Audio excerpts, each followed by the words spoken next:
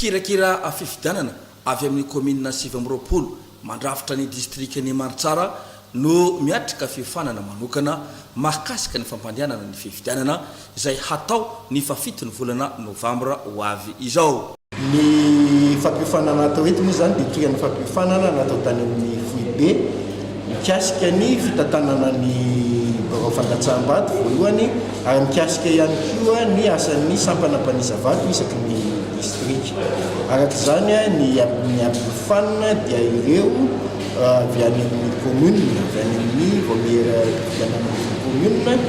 mikambana ao amin'ny voamera fifidianana ny district ary ireo filohan'ny sampanampanisa vato na ny SRLB mikasika ny fitantanana ara-pifidianana, mikasika ihany koa ny asa fandisam-bato zany ary ny tanjona amin'izany dia mba hananana fifidianana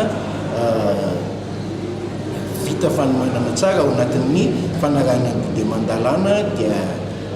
vokatra ekenina rehetra ary indrindra mba hisy filaminana aorian'ny fahavitan'ny fifidianana. Ny tena tsindrina manokana fampifanana atao